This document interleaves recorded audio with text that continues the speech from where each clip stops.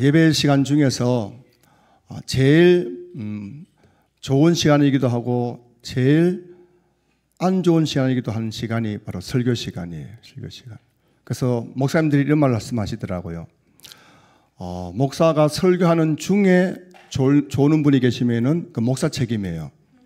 그런데 설교를 시작하자마자 조는 분들은 본인 책임이라고 합니다. 여러분들이 오늘 새로 오신 분들은 설교 들으면서 내가 처음부터 졸았는지 또 중간에 졸았는지를 잘 기억하셔서 처음부터 졸면 누구 책임이에요? 내 책임이에요. 처음부터 졸면 내 책임이고 중간에 졸면 누구 책임이에요? 네 책임, 네 책임, 제 책임입니다. 그래서 오늘 저희 교회가 한 2달 정도 여러분들을 초청하기 위해서 기도로 준비하고 또 저희들이 2달 동안 밖에 나가서 열심히 전도도 하고 또 오늘 맛있는 식사도 준비하고 선물도 준비하고 그랬는데요. 오늘 여러분들이 이 예배 시간, 이 뜻깊은 시간 되었으면 좋겠어요. 가장 뜻깊은 시간이 되기 위해서는 이 예배 가운데 여러분 예수님 만났으면 좋겠는데 말씀을 들으면서 여러분 마음속에 찾아오시는 그 예수님을 여러분 마음을 열고 그 마음속으로 영접하는 그런 시간 되셨으면 좋겠습니다. 오늘은 제가 설교 제목을 이렇게 잡아봤어요. 내가 당신에게 교회에 가고자 한 이유 했어요. 내가 당신에게 교회에 가자고 한 이유, 그게 뭘까? 같이 한번 생각해보는 시간을 가졌으면 좋겠습니다. 한 선교사님이, 좀 오래된 이야기죠. 한 선교사님이, 외국에서 온 선교사님이 이제 차를 몰고 이제 시골길을 이렇게, 옛날엔 시골길이 흙길이었잖아요. 그렇게 울퉁불퉁한 흙길을 이렇게 운전하고 가고 있는데 길가에서 한 시골 할머니가 머리에 보따리를 다 이고 힘들게 가는 모습 보면서 너무 안쓰러워가지고 차를 세우고 그 할머니를 차에 태워드렸어요. 그래서 가는 방향도 같은 방향이라 가지고 그래서 할머니가 차를 타고 한참을 가는데 이 선교사님이 백미러로 뒤를 해봤더니만은 이 할머니가 그 차에 타고도 그 짐을 머리에 이렇게 이고 있는 거예요. 지금 이고 있는 거예요. 그래서 여러분 차를 타면 머리에 있는 짐을 어떻게 합니까? 내려놓는데 이 할머니는 그 짐을 이고 있는 거예요. 그래서 선교사님이 할머니 그 짐을 옆에 내려놓으세요 했더니만 이 선교사님이 이 할머니가 괜찮습니다. 괜찮아요. 그런 거예요. 그러지 말고 옆에 내려놓으세요 했더니만 그 할머니가 끝내 괜찮다면서 마지막에 이런 말을 했습니다. 내 하나 차 탄 것도 미안한데 짐보 딸까지 어떻게 내려놓을 수 있겠습니까? 이렇게 이야기를 했다는 이야기가 있어요. 오늘 이곳에 오신 모든 분들도 저마다 인생의 무거운 짐보 따리를 머리에 이고 이곳에 오셨을 것입니다. 사업이라는 짐, 직장이라는 짐, 가정이라는 짐, 또 남편이라는 짐, 아내라는 짐, 자식이라는 짐, 부모라는 짐, 건강이라는 짐, 또 빛이라는 짐, 많은 짐 보따리를 아마 머리에 이고 이곳에 앉아 계실 텐데요. 제가 여러분들에게 정중하게 부탁드립니다. 절대 미안하지 마시고 여러분 짐 보따리 옆에 내려놓으세요. 이거 예배 드리면 예배 집중 못하니까는 그 모든 짐 보따리를 다 옆에 내려놓으시고 오늘 제 말씀을 한번 잘 들어주셨으면 감사하겠습니다. 제가 좀 유머로 준비한 이런 반응이 전혀 없으니까 제가 좀 당황스럽기도 합니다. 좀 웃으시라고 했는데 오늘 오신 분들 다 표정이 너무 이렇게 진지하시니까는 우리는 지금 참 물질적으로 풍요로운 시대를 살아가고 있어요. 얼마나 지금 잘 사는지 모릅니다. 대한민국이 인류 역사상 가장 단기간에 가장 부자 나라가 되었다는 거 여러분 알고 계십니까? 역사상 대한민국만큼 이렇게 짧은 기간 가운데에 가난을 딛고 OECD 한 경제대국 12, 11이 된 나라가 역사 이래 없다고 합니다. 얼마나 잘 사는지 몰라요. 옛날에는 하루 세 끼 밥 먹는 것도 참 문제였는데 요즘은 고민이 뭐냐면은 밥 먹는 게 고민이 아니라 어떻게 하면은 밥을 덜 먹을 것인가, 어떻게 하면은 몸무게를 줄일 것인가, 어떻게 하면 뱃살 뺄 것인가, 이게 고민인 시대예요. 저는 여성분들하고 우리 여성분들 해봐야 저희 교회 성도님이시지만은 식사로 가가지고 여자 성도님들 중에서 밥 한 공기 다 먹는 분이 없어요. 그 귀한 쌀밥을 어떻게 합니까? 반만 들어가지고 먹고 반은 뭐라 꼭 남겨요. 왜 그럴까요? 배 나올까 봐 싶어서 뱃살 나도. 꼭 근데 그거를 또 누구한테 줍니까? 남편에게 먹으라고 준. 그 남편은 점점 배가 나오고 아내는 점점 배가 줄어들고 그만큼 우리는 물질적으로 풍요로운 시대를 살아가고 있는데 반면에 정신적으로는 굉장히 빈곤한 시대를 살아가고 있는 거예요. 그래서 지금 현대인에게 가장 큰 문제가 뭐냐면은 가장 우리가 느끼는 내 인생의 문제점이 뭐냐면은 물질이 이렇게 풍요로운데 어디 하나 마음 둘 곳이 없다는 것. 이게 우리의 가장 큰 고민이에요, 고민. 먹고 사는 문제는 없는데 어디 하나 마음 둘 곳이 없는 거예요. 인생의 무거운 짐을 내려놓고 단 하루라도 마음 편하게 좀 쉴 곳이 없다는 거예요. 우리나라 국민 대다수가 앓고 있는 질병이 있다고 합니다. 그게 뭔지 아십니까? 만성피로증후군이에요. 이 연령대가 점점 내려오고 있답니다. 요즘은 초등학생들도 만성피로증후군에 걸려가지고 애들이 한다는 이야기가 나 피곤해서 죽겠어. 며칠 좀 쉬었으면 좋겠어. 만성피로증후군에 걸려가지고 있는 거예요. 이게 뭘 의미하냐면은 잠을 못 잔다는 말이 아니에요. 요즘 우리나라가 주 52시간 근무제 하면서 이제는 칼퇴근해야 됩니다. 그러니 시간이 남아 돌아요. 밤에 잠자려고 하면 잠도 얼마든지 잘 수 있고 또 주말이 없는 것도 아니에요. 주말마다 내가 하고 싶은 거 다 할 수 있고 여가가 없는 것도 아니에요. 그렇게 시간이 많고 여유가 있음에도 불구하고 삶에 지친 몸과 영혼을 달래줄 것이 없는 거예요. 그러니 만성피로증후군이 시달리고 있는 겁니다. 찬송가 112장 3절 가사를 보면은 이 괴로움 많은 세상에 짐지고 가는 자 그 험산 줄령 넘느라 온몸이 고나나 이런 가사가 나오는데 이 괴로움 많은 세상에 짐지고 험산 줄령을 넘는 사람처럼 모든 사람들이 피곤에 지쳐서 살아가고 있는 거예요. 그래서 말은 하지 않지만은 마음 한 구석에는 나도 좀 쉬고 싶다. 나도 좀 쉬고 싶다. 이런 마음이 늘 가지고 살아가고 있는 거예요.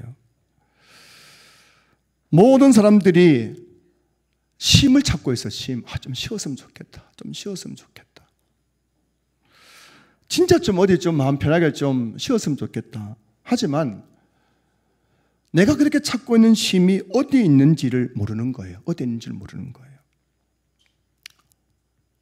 오늘 제가 여러분들에게 그걸 알려드리려고 여러분들을 우리 교회를 초청한 거예요.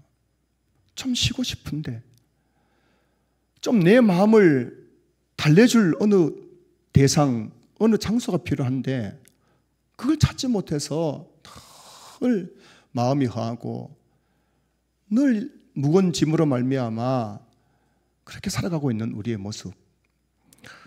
도대체 어디에 가면 내가 진짜 마음 편하게 쉴 수 있을까? 성경 말씀 중에 요한복음 14장 27절 보시면은 평안을 너희에게 끼치노니 곧 나의 평안을 너희에게 주노라. 내가 너희에게 주는 것은 세상에 주는 것과 같지 아니하니라. 너희는 마음에 근심하지도 말고 두려워하지도 말라. 여러분, 교회는 어떤 곳일까요? 교회는 이 세상에서는 경험할 수 없는, 이 세상은 줄 수 없는 평안을 주는 것이 바로 교회인 거예요. 세상이 주는 평안은 잠을 자고 여행을 하고 쇼핑을 하고 또 취미생활하고 사람을 만나고 또 술을 마시고 또 더 심한 경우에는 마약을 하면서 잠시 없는 평안이지만 교회가 주는 평안은 이런 것들과는 비교할 수 없는 평안인 거예요. 어떤 분은 저에게 이런 말씀하시더라고요. 교회 안 다니신 분이신데 제가 전도하는 현장에서 저에게 질문한 분이 계세요. 뭘 하냐면 이분이 하는 말씀이 목사님은 담배도 안 피우고 술도 안 마시는데 무슨 재미로 사세요? 이렇게 묻더라고요. 목사님은 담배도 안 피우고 술도 안 마시는데 무슨 재미로 사느냐? 여러분, 담배가 주는 재미, 술이 주는 재미는 진짜 저급한 거예요. 저급한 거예요. 그렇지 않습니까? 담배기를 들어마시고 내뱉을 때 오는 그 쾌감이 이게 고급스러워요. 저급스러운 거, 저급한 거예요. 술 마시고 나서 잠시 세상 시름 읽고 그냥 골아 떨어져서 잠을 자는 게 이게 정말 고급스럽고 뭔가 좀 품이 있는 것이 아니잖아요. 여러분, 교회에서 누리는 이 재미는 세상에 주는 이 저급한 거하고 다른 거예요. 봄에 꽃구경 간다고 관광차를 타고 거기서 막 춤을 추면서 막 버스가 흔들흔들거리는, 거기서 막 뒤엉켜서 춤을 추면서 얻는 그 재미하고는 차원이 다른 거예요. 교회가 주는 평안은 우리 마음 속에서 근심이 사라지게 하고 두려움이 사라지게 만드는 그런 평안이란 말씀이죠.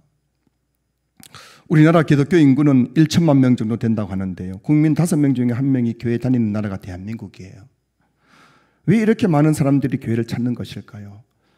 교회에 뭐가 있길래 이렇게 많은 사람들이 교회에 다니는 것일까요? 여러분, 교회에 오면은 제일 좋은 게 뭐냐면은, 저는 제 개인적으로도 그런 경험이 있고 많은 분들의 경험을 듣지만은, 이야기를 듣지만은, 교회면 제일 좋은 게 뭐냐면은 마음이 편하다는 거예요. 교회는 인생의 무거운 모든 짐을 내려놓을 수 있는 곳이란 것입니다. 저는 신학교에 간 게 2000년도에 신학교에 들어갔는데 2000년부터 올 2025년이니까 26년째 교회에서 사역을 하고 있어요. 제가 교회 사역하면서 많은 새가족분들을 만났어요. 교회 처음 오시는 분들이 저에게 공통적으로 하시는 말씀이 두 가지예요. 두 가지. 이거는 거의 대부분의 분들이 하는 말씀이에요. 첫 번째 뭐냐면은 교회 와서 예배 드리는데 자꾸 눈물이 나더래요. 눈물. 슬픈 드라마를 본 것처럼, 슬픈 영화를 본 것처럼 자꾸 눈물이 나더라는 겁니다. 두 번째는 교회 와서 예배를 드리는데 마음이 그렇게 편할 수가 없다는 거예요. 내 인생의 무거운 짐, 문제는 여전한데 교회 와서 예배만 드리면은 이유는 알 수 없는데 저 마음이 편안하다는 거예요. 그래서 한 번, 두 번 교회에 나오다 보니 어느새 교회에서 세례를 받고 또 집사가 되고 장로가 되고 권사가 되었노라고 말씀하는 분들을 너무나 많이 만났습니다. 여러분, 세상에서는 결코 경험할 수 없는, 교회에서만 경험할 수 없는 이 평안은 어디에서 나오는 것일까요? 오늘 읽어드린 마태복음 11장 28절 보면은 수고하고 무거운 짐진 자들아 다 내게로 오라 내가 너희를 쉬게 하리라. 여기서 다 내게로 오라, 내가 할 때 이 내게로, 내가라는 인칭 대명사는 누구를 가리키냐면은 예수님을 가리키는 거예요. 예수님은 어떤 분이시냐? 예수님은 수고하고 무거운 인생의 짐진 자들에게 쉼을 주는 분이신 거예요. 이 쉼이란 단어를 하면은 안식, 평안이라고도 번역할 수 있는 거예요. 예수님은 어떤 분이시냐? 예수님은 인생을 살아가면서 우리가 얼마나 많은 짐이 있습니까? 그 수고 무거운 짐을 지고 살아가는 저희들에게 예수님은 이 세상이 줄 수 없는 쉼과 안식과 평안을 주시는 분이란 것입니다. 우리나라 최고 재벌 그룹의 회장은 대기업 회장이라는 그 무거운 짐으로 인해서 얼마나 스트레스가 심했던지 한 번씩 병원에 가서 프로포폴이라는 마약성 주사를 맞으면서 잠시 마음의 평안을 얻었다고 합니다.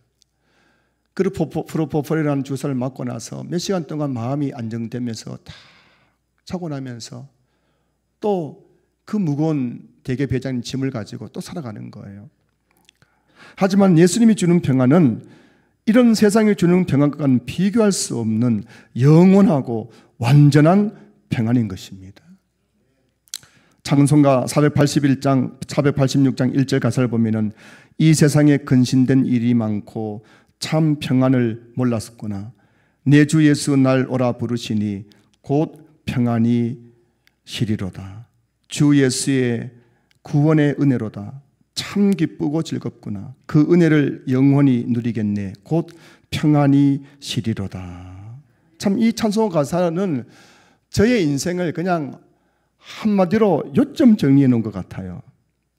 이 세상에 근심된 일이 얼마나 많은지 몰라요. 그래서 참 마음에 평안 없이 살아가고 있는 거예요. 여러분 한번 여쭤볼게요. 여러분 마음이 편안하십니까? 마음이 너무너무 편안해가지고 나는 막 좋아 죽을 지경이에요. 나는 막 걱정 근심이 없어요. 이런 분 계세요. 이 세상에 근심된 일이 얼마나 많은지 마음의 평안을 모르는 거예요. 왜 이렇게 근심된 일이 많은지, 문제가 하나 해결되면다 싶으면 또 다른 문제가 생기고, 그 문제가 또 해결되었다 싶으면 또 다른 문제로 근심하며 살아가는 것, 그게 우리의 인생 아니겠습니까? 저는 10대, 20대 시절에 참 미래에 대한 막연한 기대감을 가지고 살았어요. 저는 시골 출신이에요. 저희 부모님은 농사꾼이었어요. 저는 5월 5일 어린이날이면은 저희 친구들은 부모님이 짜장면집에도 들어가고 중국집에도 들어가고 뭐 어디 놀러 갔다 오는데, 저는 5월 5일은 무슨 날이냐면은 고추 심는 날이었어요. 고추 심는 날. 초등학교, 중학교.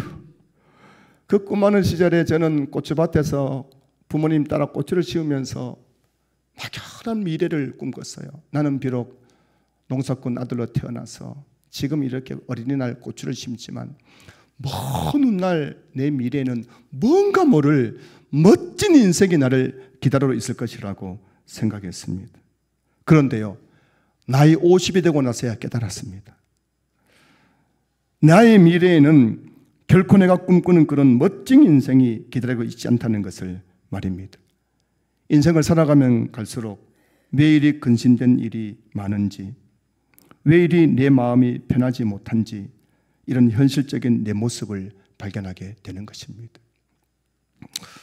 도대체 내 마음속 깊은 곳을 달래줄 이 참된 평안이 어디서 오는 것일까? 내 주 예수 날 오라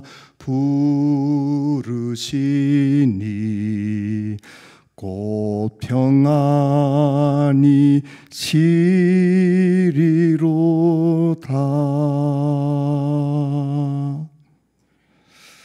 여러분, 예수님 안에 이 참된 평안이 있음을 저는 발견했어요. 오늘 이곳에 있는 우리 신앙교회 성도님 중에도 이 평안을 발견한 분도 계시고 아직 발견하지 못한 분도 계실 것입니다.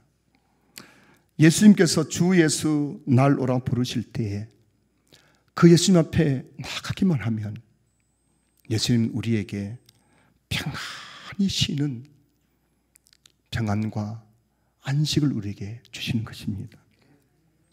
제가 어린 시절 저희 어머니는 5일장이 되면은 농사지은 그 농산물을 큰 보자기에 고추도 넣고 깨도 또 좀 담고 거기다 고구마, 감자, 또 양파, 뭐 고춧가루, 또 뭐 있습니까? 콩, 이런 걸 한 보따리 묶어가지고 그걸 머리에 이고 시장에 나가서 파셨어요. 어머니가 제가 커서 보니까는 그 무게가 요즘 지금 20kg, 30kg 돼요. 이거 보통 무게가 아닙니다. 그 무거운 짐보따리를 머리에 이고 어머니는 시장길을 걸어가는데, 어머님은 그 무거운 짐의 무게보다 이걸 팔아서 자식들 먹이겠다고 그렇게 정말 그 짐을 지고 끝까지 가서 그것을 팔아서 좀 맛이 갈랑말랑한 고등어를 사오셔가지고 그걸 찢었는데, 먹을 때마다 엄마 맛이 왜 이래? 괜찮아, 먹어 괜찮아. 저는 맛이 조금 간 고등어를 많이 먹었어요. 그래서 좀 맛이 간 것 같아요, 제가요. 그렇게 어머니는 그 짐보따리를 쥐고 시장에 가서 그걸 팔아가지고 자식들 사남매 키운다고, 대학 보낸다고 그렇게 고생하셨어요. 예수님이 하신 사역이 바로 이와 같은 거예요. 예수님은 우리가 인생을 살아가면서 얼마나 수고하고 무거운 짐 때문에 힘들어합니까? 그래서 예수님께서 우리 모든 인간들의 이 땅에서 경험하는 그 모든 수고 무거운 짐을 다 끌고 모아가지고 보따리 한 보따리를 싸가지고 그것을 예수님께서 짊어지시고 골고다 언덕길을 올라가셨던 거예요. 그 골고다는 길 올라갈 때 그 짐이 얼마나 무거운지 쓰러지고 또 쓰러지셨지만 예수님은 내가 이 짐을 지고 십자가에 달려 죽어야만 저와 여러분들이 우리가 그 짐에서 벗어날 수 있기 때문에 끝까지 그 짐을 지고 십자가에 달려 돌아가신 거예요. 예수님께서 십자가 위에서 내 모든 인생의 짐을 다 해결해 주신 것입니다. 그래서 누구든지 예수님을 믿으면은 이 세상 짐에서 벗어나는 그런 놀라운 체험과 마음의 평안을 누릴 수가 있는 것입니다. 자, 그런데요, 우리 인생에서 가장 큰 짐이 뭘까요? 여러분에게 있어서 가장 큰 짐이 뭐겠습니까? 인생의 짐. 여러분, 우리 인간이 가지고 있는 가장 큰 인생의 짐이 뭐냐면 그것은 바로 죄의 짐이에요. 죄의 짐. 모든 인간에게는 크든 작든 마음속에 이 죄의 짐, 즉 죄책감이 있습니다. 이 죄책감이 우리를 짓누르고 있는 거예요. 그 죄책감이 얼마나 나를 힘들게 하는지 모르는 것입니다. 왜 죄책감을 우리가 느끼며 살아가느냐? 그 이유는 우리 모든 인간은 죄인이기 때문이에요. 성경은 로마서 3장 23절에서 모든 사람이 죄를 범하였음에 하나님의 영광에 이르지 못하더니 라고 말씀하고 있어요. 성경은 모든 사람이 죄를 범하였다라고 말씀하고 있어요. 인간이 경험하는 모든 인생의 수고하고 무거운 짐은 바로 이 죄에서부터 나오는 거예요. 이걸 여러분들이 잘 모르실 겁니다.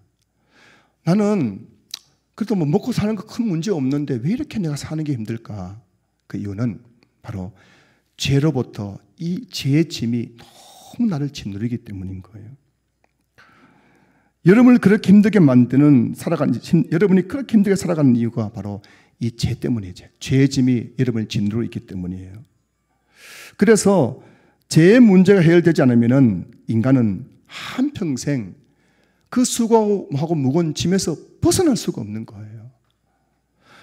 아무리 돈이 많아도, 아무리 좋은 집에 살아도, 아무리 좋은 옷을 입어도, 아무리 좋은 차를 타도, 아무리 좋은 것을 다 누려도 이 죄의 짐에서 벗어나지 못하면은 늘 인생이 사는 것이 고달프고 너무 사는 것이 힘이 든 것입니다. 그런데 여기 참 좋은 소식이 있어요. 예수님께서 우리 인생의 모든 죄짐을 대신 짊어지시고 십자가에 달려 죽으셨습니다. 이사야 53장 4절 5절 말씀 한번 제가 읽어보겠습니다. 잘 보십시오. 그가 실로 우리의 질고를 지고 우리의 슬픔을 당하였거늘 우리는 생각하기를 그는 징벌을 받아 하나님께 맞으며 고난을 당한다 하였노라. 그가 찔림은 우리의 허물 때문이요 그가 상함은 우리의 죄악 때문이라. 그가 징계를 받음으로 우리는 평화를 누리고 그가 채찍에 맞음으로 우리가 나음을 받았도다. 이 말씀이 무슨 말씀이냐면 예수님께서 우리의 질고 우리의 질병을 짊어지시고 우리의 모든 죄와 허물을 짊어지시고 십자가에 달려 죽으셨다는 것이에요. 여러분이 지금 가지고 있는 인생의 모든 짐, 질병의 짐, 그리고 죄와 허물의 짐을 예수님께서 다 짊어지시고 십자가에 달려 돌아가신 거예요. 그래서 누구든지 예수님을 믿기만 하면 질병의 짐, 죄의 짐으로부터 해방되어서 예수님이 주시는 참된 평안을 누리는 인생으로 그 인생이 완전히 바뀌게 될 수 있다는 것입니다. 오늘 설교 제목은 내가 당신에게 교회에 가자고 한 이유입니다. 반주 부탁드립니다. 오늘 설교 제목은 내가 당신에게 교회에 가자고 한 이유예요.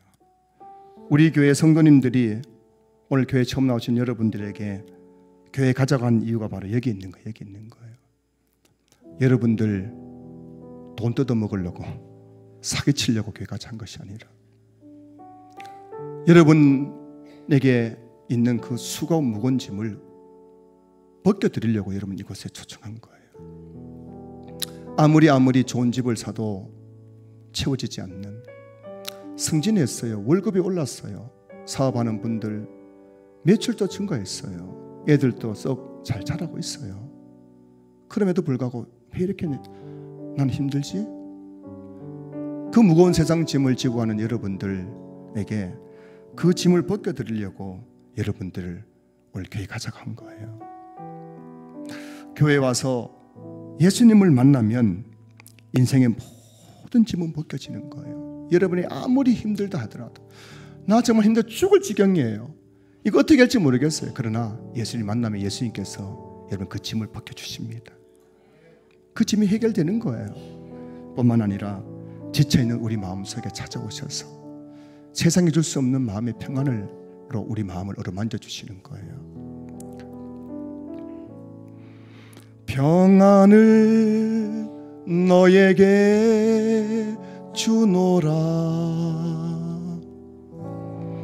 세상이 줄 수 없는, 세상이 알 수도 없는 평안,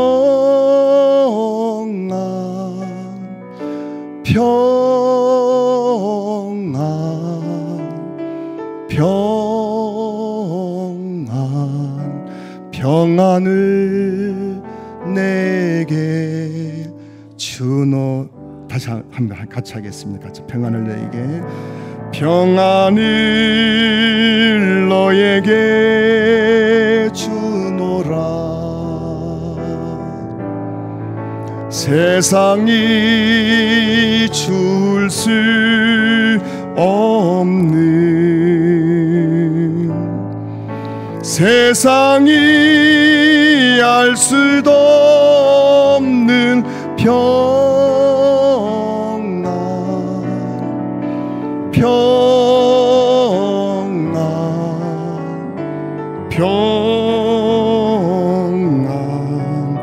평안을 내게 주노라. 여러분을 교회에 가져간 이유는 그렇게 힘들게 막 전화하고 밥 사준다 하고 뭐 교회 뭐 선물 준다 하고 해가지고 한 번만 와보라고, 한 번만 와보라고, 한 번만 교회 와달라고 막 애원한 분 교회에 있는 그 사람이 하도 애원해가네. 교회 왔다 한번 손 들어보세요. 분명히 있을 거예요. 지금 그 사람 민망해할 바 손 못 들 뿐이지. 그렇게 여러분 제발 한 번만 교회 오자고 했던 이유가 바로 여기 있는 거예요. 여러분들에게 세상 짐에서 벗어나서 예수님이 주시는 참된 평안을 얻게 하기 위해서 여러분들을 교회로 초대한 거예요. 교회에 대한 오해가 있어요. 교회에 오면은 힘들 것이라고 생각하는 분이 계세요. 주워드는 게 있어요. 뭐냐면 내 교회 갔더니만 목사님이 전화하고 권사님이 전화하고 구역장이 전화하고 찾아온다고, 나 스토킹 당한 줄 알았어. 나 교회 한번 갔다가 시겁했어. 여러분, 교회는 여러분들을 힘들게 하는 곳이 아닙니다. 교회는 여러분들에게 힘을 주는 곳이에요. 교회는 여러분에게 평안을 주는 곳입니다. 자, 오늘 본문 마태복음 11장 30절 보세요. 이는 내 멍에는 쉽고 내 짐은 가벼움이라 하시니라. 여기서 내 멍에 내 짐이란 뭐냐면은 예수님 믿고 교회 다니는 것을 말하는 거예요. 예수님 믿고 교회 다니는 것은 쉽고 가볍다는 거예요. 여러분, 교회 다니는 것이 결코 여러분들을 힘들게 하지 않습니다. 교회 다니면 많은 것을 요구하고, 교회 다니면은 정말 내 인생이 고달파지고 그런 게 아니에요. 예수 믿고 교회 다니는 것은 쉽고 가벼움이라. 운동할 때는 힘들지만 운동하고 나면 건강도 좋아지고 기분도 상쾌해지는 것처럼, 교회 다니는 것이 힘들어 보이지만 교회 나와서 예배드리면은 이 세상에 줄 수 없는 마음의 평안을 얻고 돌아가는 거예요. 교회에서 예배드리고 때로는 문제 앞에서 기도할 때마다 주님이 그 문제의 짐을 벗겨주시는 거예요. 그러니 교회 다니면은, 여러분 교회 다니면은 얼마나 좋은지 몰라요. 예수님을 만나면은 인생의 방황이 끝나버리는 거예요. 지금도 방황하는 자녀들, 방황하는 남편, 방황하는 우리 또 가족들, 그분들이 교회에 나와서 예수님 만나면 인생의 모든 방황이 끝나버리는 거예요. 그 인생의 모든 짐에서 완전히 해방되는 것입니다. 마태복음 11장 29절 말씀 보세요. 나는 마음이 온유하고 겸손하니 나의 멍에를 메고 내게 배우라. 그리하면 너희 마음이 힘을 얻으리니. 여러분, 예수님은 어떤 분이십니까? 마음이 온유하고 겸손한 분이에요. 그래서 우리 교회 신앙교회 성도님들이 저부터 시작해서 제가 온유해 보여요? 사나워 보여요? 우리 신앙교회 모든 성들이 온유하고 겸손한 분들이에요. 예수님을 닮아가지고. 여러분, 교회에 나와서 내게 배우라. 예수님의 나의 멍에를 메고 내게 배우라. 예수님에 대해서 배우면 배울수록 마음에 힘을 얻고 영혼의 안식과 평안을 얻게 되는 것입니다. 예수님을 알면 알수록 예수님을 믿는 것이 얼마나 행복한 일인지, 얼마나 기쁜 일인지 깨닫게 되는 것이에요. 말씀을 마무리하려고 합니다. 여러분 중에 인생의 무거운 짐을 지지 않는 분이 어디 있겠어요? 여러분 중에서 나는 아무 걱정이 없다. 나는 좋아서 지금 막 신나서 미칠 지경이다. 이런 분들은 아무도 없어요. 우리 모두 자식 고난, 질병 고난, 물질 고난, 관계 고난, 저마다 무거운 짐을 지고 인생을 살아가고 있는 것입니다. 우리나라가 OECD 국가 중에서 자살하는 사람이 제일 많은 나라인 거 알고 계시지요? 하루에도 평균 45명이 스스로 자기 목숨을 끊는 거예요. 얼마나 인생의 짐이 무거웠으면 그 생떼 같은 목숨을 끊겠습니까? 여러분 중에도 거듭된 실패와 좌절로 말미암아 차라리 내가 사는 것보다 죽는 것이 낫겠다고 싶은 분, 그런 마음을 가져본 적이 있거나 가지신 분이 계실지 모르겠어요. 그러나 여러분, 오늘 이 시간 여러분 마지막으로 해야 될 일이 있는 거예요. 마지막으로 해야 될 일이 있는 겁니다. 삶에 지치고 우리 가정을 보더라도, 자식을 보더라도, 내 인생을 보더라도 소망이 없고 너무너무 사는 게 힘들다 할지라도 여러분이 마지막으로 할 수 있는 것이 있는 거예요. 마지막으로 해야 될 일이 뭐냐면 오늘 이 시간 여러분의 그 모든 짐을 예수님 앞에 내려놓는 것입니다. 예수님 앞에 여러분의 모든 인생의 짐을 내려놓는 거예요. 그 순간 여러분 안에 있는 모든 무거운 짐들이 벗겨지고 여러분 마음속에 세상에 주신 평안이 임하게 될 것입니다. 이곳에 계신 우리 모든 분들이 오늘 우리 신앙교회에서 예수님을 만나고 예수님이 주시는 이 평안과 안식을 누리는 삶을 살아갈 수 있기를 주님의 이름으로 축원합니다.